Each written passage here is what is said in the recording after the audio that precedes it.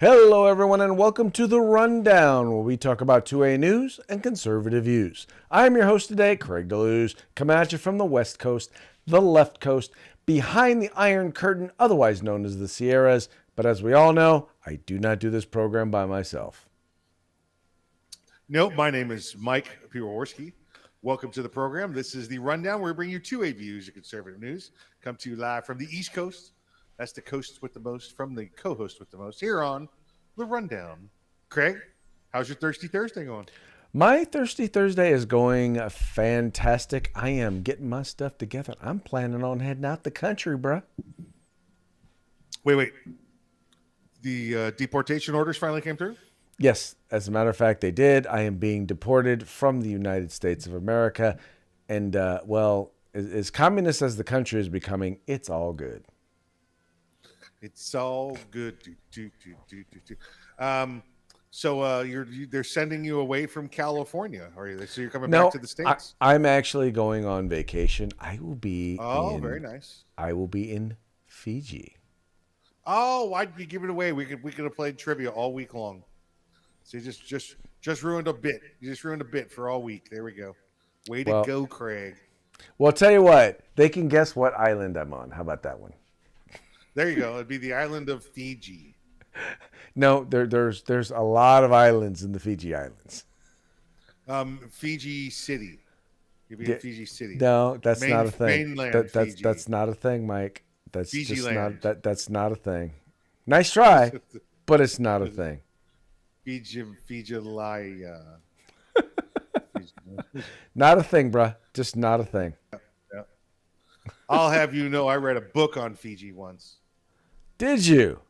And what did you learn? It was just a cover. I didn't. So you read the cover of a book on Fiji. It was the National Geographic, Greg, and other photos and I was learned about. So. Did you learn anything substantive? If you put a lot of rings around your neck, you can make yourself taller. I did see. I don't think that was Fiji, but okay. I like I said, I was probably not paying attention. You were definitely not paying much attention to the book you were reading. It was a National Geographic. I remember that. Yeah. Well, yeah. Okay. I wonder what you were looking at. Look, we all know back in the day that was the only way that you had access to. Yep, that and Grey's Anatomy. That's where you went in the library. National Geographic and Grey's Anatomy, please. I don't. How old are you? 17. Okay. Nice stuff. Go ahead. Yep. Dude, you are hilarious. So, hey, folks, do us a favor real quick. If you have not already done so, please take a moment, like and share the program, and encourage your friends to do the same. Also, please remember to subscribe if you haven't already subscribed. And when you do, if you're watching us on YouTube and Facebook, make sure you hit that notification button. That way you'll be notified as soon as we go live, and you can participate in the live chat as the program is taking place. But also, let your folks know, look, you can listen to us, even if you don't feel like watching us on YouTube or Facebook or OpsLens or on Spotify, you can also watch us. You can watch us, listen to us on wherever you get your podcast, whether it's iHeartRadio or Spotify or Google Podcasts, iTunes, wherever. Just make sure, let folks know this is the place to hang out. Just saying. Right cheer. Right cheer be the place. Yeah. And either here or there. It's both. They're good. Both good. Right. Just whatever you do it. Make her happen, Captain. Make her happen, Captain. All right, sir. So hey, let's get into today's topic, shall we? We shall. All right. So starting off, now this is an interesting one. So we all know that most Democrats have absolutely no idea about what is going on with Hunter Biden and Hunter Biden's laptop. And now, once again, Mike, you and I both know that there's some serious, crazy friggin' stuff on that laptop. So, congressional Republicans or legislative Republicans have been asking the Department of Treasury to provide them with information regarding what's going on with the investigation, as well as information about what's going on with this frigging laptop. Well, it turns out, Mike, that the Treasury Department, who are the ones who've been investigating. By the way, they're not the only ones investigating this laptop because the FBI is investigating it as well. They're refusing to provide any information on what's going on with the laptop unless Democrats join in the request. Now, Mike, I'm just wondering, can you think of any reason why the Democrats would not join in on a request for information on the Hunter Biden laptop?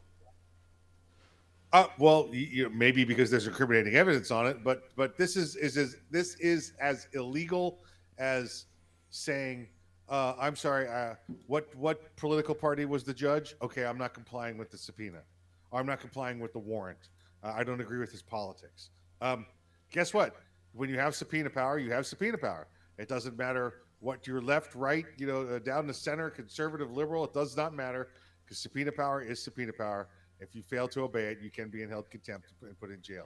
But I guess that's not good enough for the Treasury Department. They want to see they want a subpoena from a Democrat, not from a Republican. Well, their whole thing is their attitude is, well, and this is their thinking. They're thinking, well, if it's only coming from one side, then it's possibly a partisan witch hunt. Now, what they've ignored is, now they're giving up stuff and information on January 6th because, well, there are Republicans on the January 6th committee. There's only one problem. The Republicans on the January 6th committee are appointed by Democrats. These are Trump haters. The rhinos. Right. Rhinos, well, no, I don't use the term rhino anymore. I call them jackasses in elephant suits. Oh, there you go. I like that. It's got a certain ring to it. It just flows off the tongue. It does, doesn't it? But the point is, they are not the opposition in this particular case. And that's the whole point of these things, and what they're saying and the position they're taking is they want to make sure that this is not a partisan witch hunt. Well, guess what? We clearly know that everything with January 6th, the attack on Donald, is all about an attack on Donald Trump. Well, but in this particular case, we're talking about Hunter Biden, they're trying to protect their boss. And I'm sorry, but when you consider the roles that China is playing and the role we're playing in Ukraine and all of that, and the role that Hunter Biden played with both of those countries, I'm sorry, this is something that needs to be investigated. Now. 2 years ago, 4 years ago, right. Let's get this done with, come on. Do we have enough going on with the, well, I guess maybe Congress is busy right now because they've got the daily sideshow going on up there where we get to watch all of the January 6th nonsense, Right. You mean the weaponless attempt to overthrow the country? Yes, or I like to call it the Johnny Depp Amber Heard trial part 2 because it's about as important as that. It is. It. You know what? One could definitely make the argument that it ain't too far from that. I'm not saying. I'll tell you what. The Democrats have definitely pooped in the bed. That's for sure. They have definitely pooped in the bed on this one. Yep. Anyway, so just so you folks know, for those of you who are not paying attention, Hunter Biden, the drug addicted, what's the word I'm looking for? Person who was selling influence to the White House in order to pay for his Russian hookers. That's right. And it's all him. It's all on his laptop. You can't even deny. They can't even deny that it's him. Yeah. Who keeps that stuff, by the way? I mean, just like, oh, I'm going to keep this because maybe a crackhead. That's who. It'll be blackmailed against me. Maybe that's why, A sexually perverted crackhead. That's who keeps that stuff. Then I'm going to abandon it at some computer repair shop in Maryland. I don't care. AKA the son of the president of the United States. That's right. That's who keeps it. Exactly right.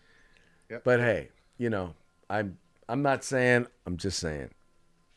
Anyway, so they're refusing to comply.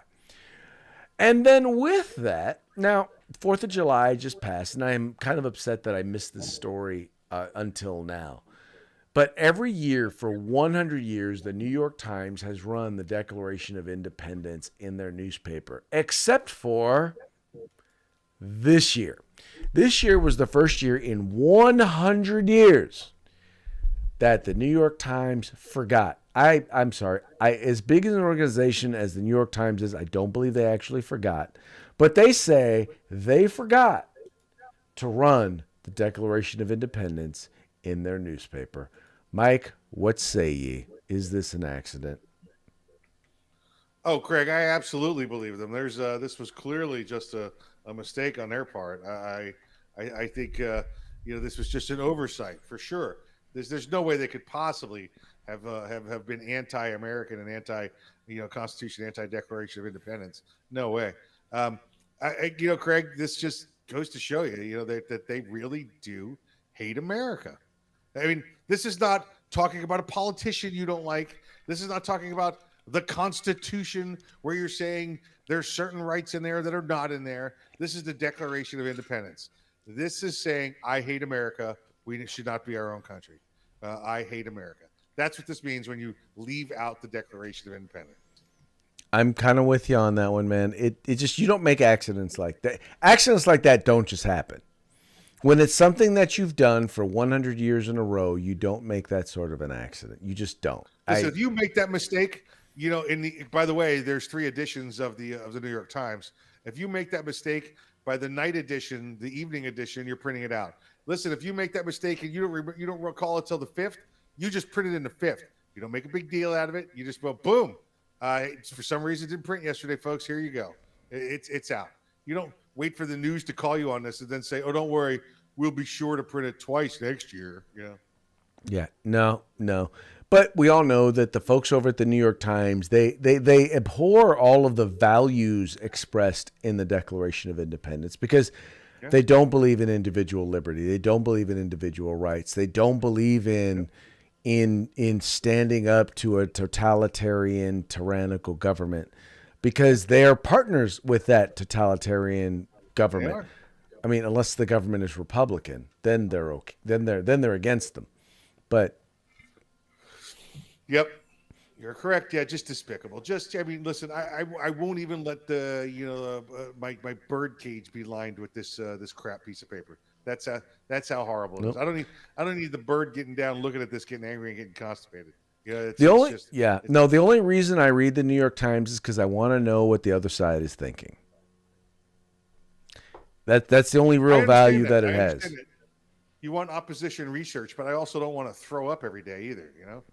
Well, dude. That's why I read it in stints. I don't read it all at once because I'll just that. Yeah, I can't. I would not be able to keep my lunch. I don't eat it right. I don't read it right after I eat.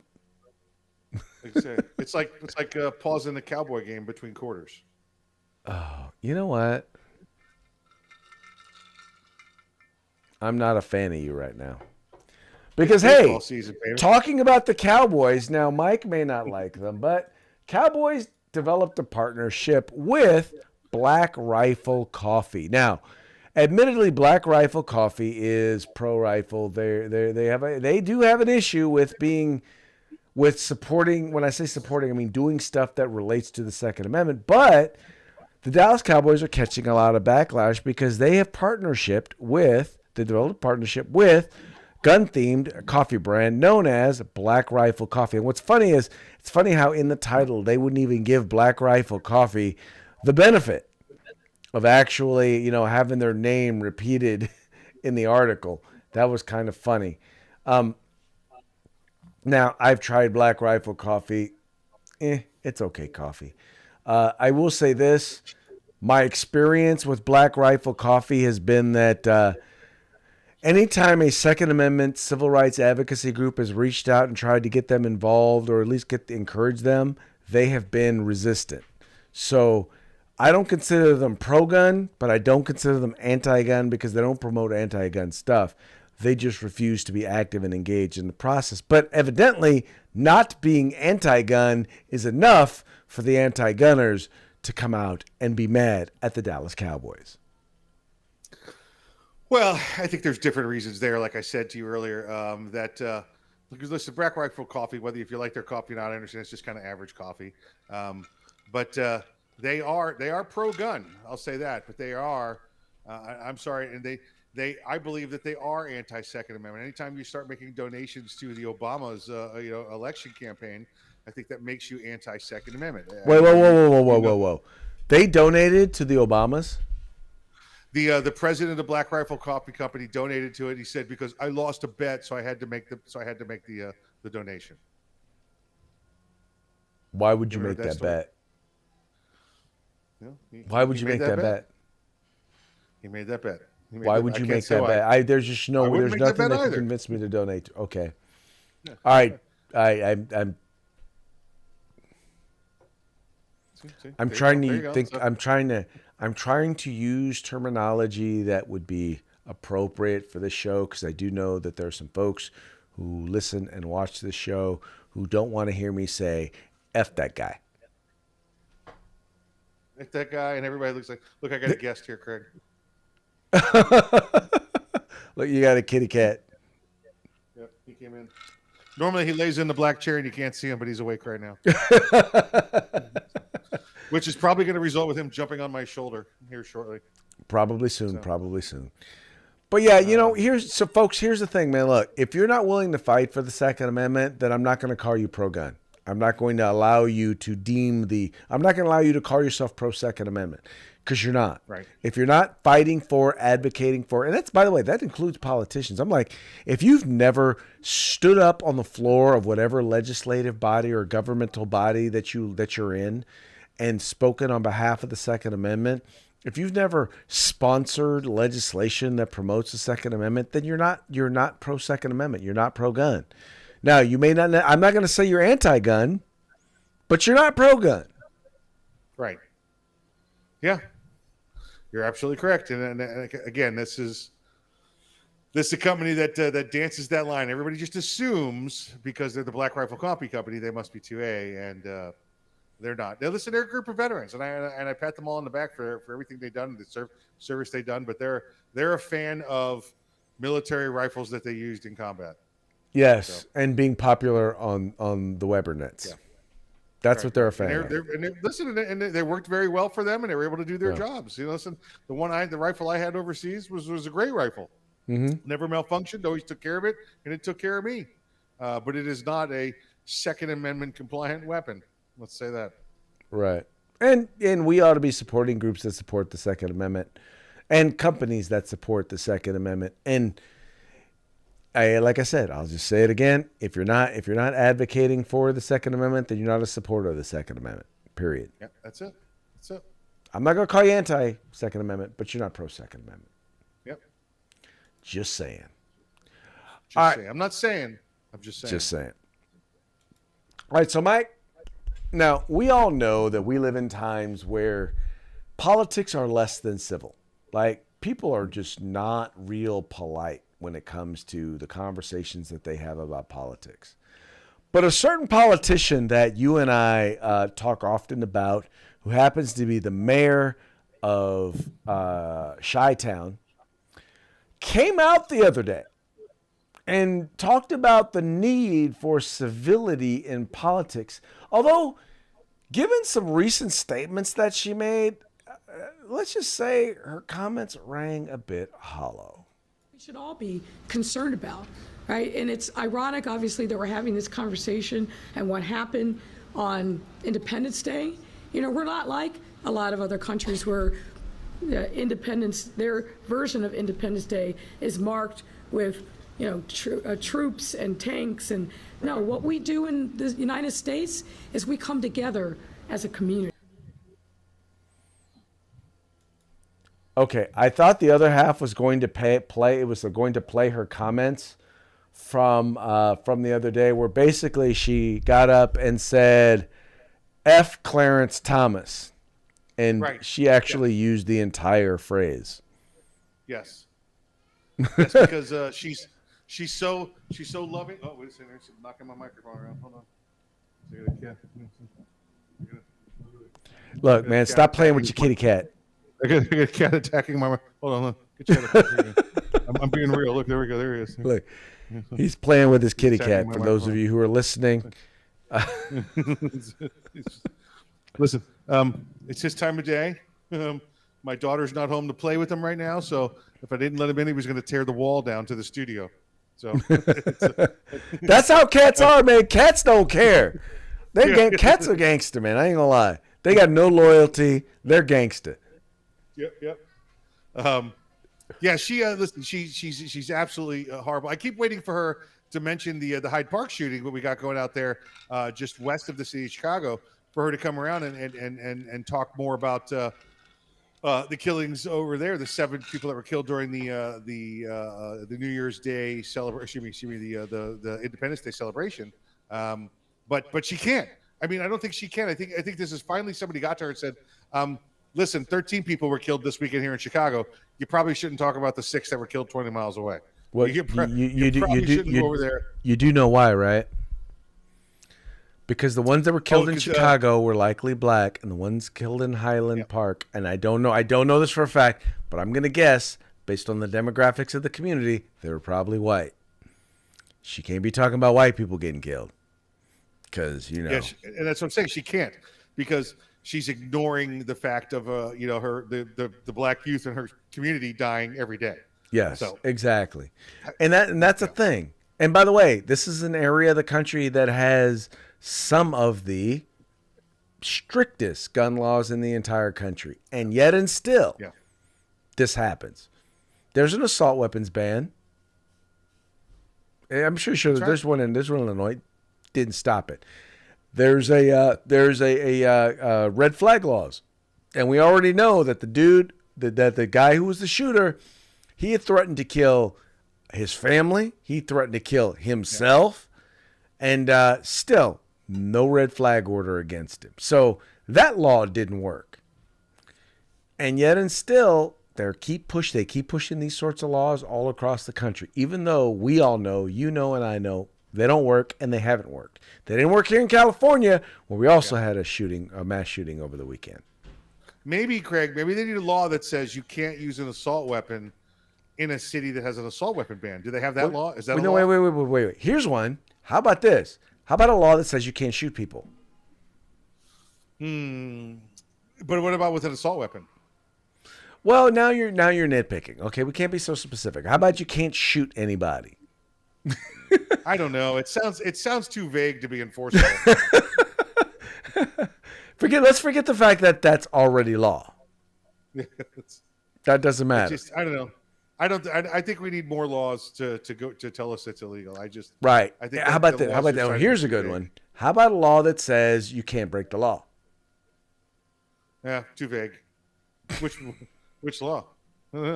Any law. Too vague. If you break the law, we will be highly disappointed in you. I don't know. I mean, listen, they should at least give these guys 5 minutes in the penalty box so they can feel shame. There you go. Let's get something. Shame. There, Ding, ding, ding, ding. Yeah. Shame. 15-yard penalty, something. I don't know. Yeah. Oh me, oh my, oh me, oh my. But, dude, that's the freaking world we live in. And it is sad and it is pathetic, but it is the world that we live in. Nonetheless, it brings us to our parting shot. Now, before we show this video, I have to admit, this video is hilarious. Tell me about your favorite fireworks story. Oh, wait a second here. I told you it was going to happen. Mike! You said your cat was going to do this, and I didn't expect it, but you clearly know your cat. He just does tricks. He's like, I would like to be pet now, please. All right.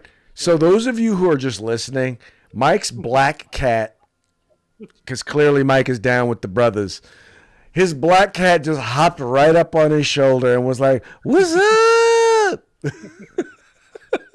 And those claws are real too, by the way. I know. Look, that's how that look. He had to make sure he had enough leverage to get up there. That's it. Yep. Another Under Armour shirt going in the trash. Dry fit. I'm sorry, I wasn't trying to give away any product names there because they ain't written a check. Same reason no label on this. They ain't writing checks. Right. Let's see. Favorite fireworks display. Oh, I know. This is good. So I'm recently back from Afghanistan, and I say recently, I mean like within a week back from Afghanistan. And Disney World used to be good back then. It used to be about America and mom's apple pie and Chevy trucks and all that nonsense.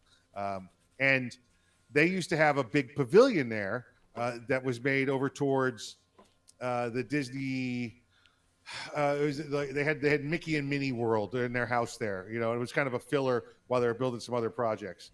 And it was this giant circus style tent, huge. But it was a solid building, and the roof was made of metal. Well, they do their fireworks every night, and this was during Independence Day weekend.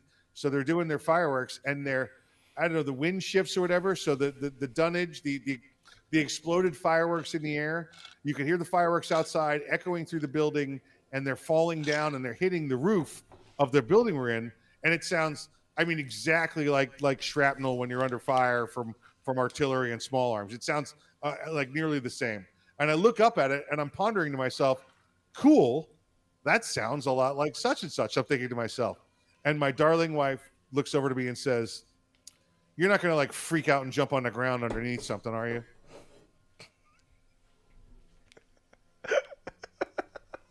True story. I was like, well, thanks for your support. Thank you for your support. Look, I'm dealing with PTSD right here. Yeah. No, see, I didn't have it, but it just sounded cool. It was like, oh, wow, that sounds just like. She's like, "You're not going to freak out and jump underneath and hide or something, are you?" And I'm like, well, thanks for caring, but no. It's No. So the best fireworks story for me was the 4th of July, 1991. Anyway, that was the year that I met my wife. It was the 4th of July. I had sprained my ankle the day before 4th of July, the July 3rd at a basketball tournament. Anyway, so I'm there. I'm in the dorms. I'm playing ping pong. My wife comes and sits on the ping pong table next to me. And I had seen her and I hadn't had the nerve to ask her out yet. And I finally was like, "So, hey, what are you and your roommate doing tonight?" She's like, "Nothing." I said, "Well, me and my buddy, my roommate, we're going to rent some movies, and you want to hang out?" She was like, "Sure." Now, mind you, we had no plans on renting any movies until I said we were renting movies. So, needless to say, that night there were fireworks, and I did not see them. But you lied to your wife. You lured her in with a lie on the first time you met her. I sure did. Look, that was 31 years ago on the 4th of July. We've been married now for 30 years. So that is my favorite fireworks story. Which is basically the opposite of the story I just told about my wife. Exactly. And by the way, neither one of them are as good as as the story that these guys are going to have when it comes to their fireworks. Check it out.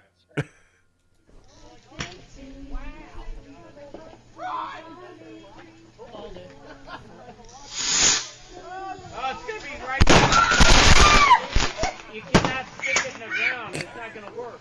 Who did that? You got to put it in the shoe.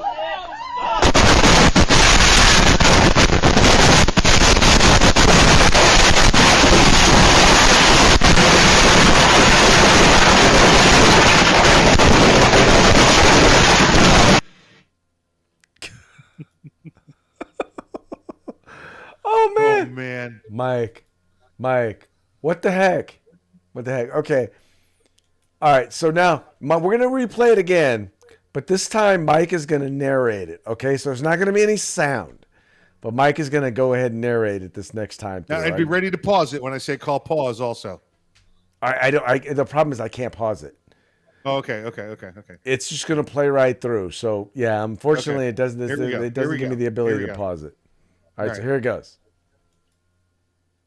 So you got the guys over here lighting the fireworks. They're like, "Oh yeah, this will work. And then all of a sudden, boom, falls over and bam, almost hits the baby in the head right there. They grab the baby. Look at the kid over by the truck. He's like, "Is this normal?" And then the guy walks over there like, "Ooh, look, a little fire. I'll put that out." "Hell no, I won't. I'm getting the hell up out of here." and that guy just unasses the place. And that's I don't know if that SUV survives, Greg. So there's like a ton of fireworks back there they had off in the distance, and the one lone bottle rocket found it and set off, it set off Nagasaki over here. It's just going crazy. That looked like a firefight. It was bad. That was horrible. Yeah.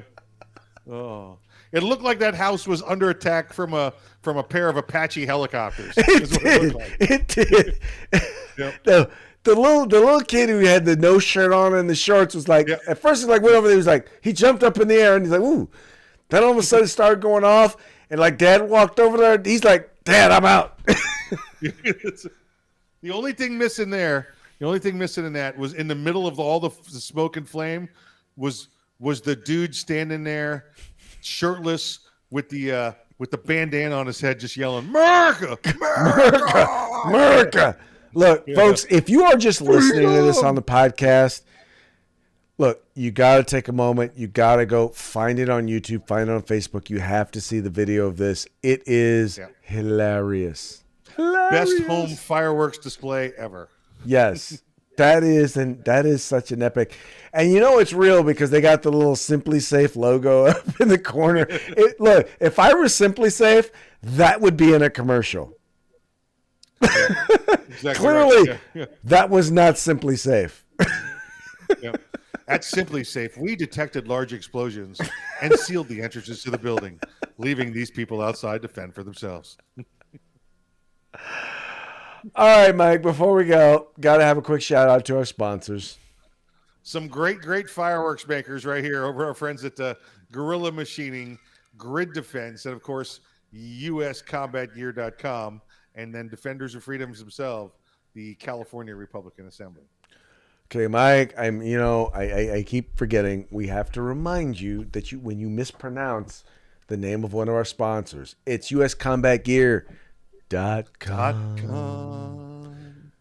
Just saying. Let's do it right. Not saying, just saying. Not saying, just saying.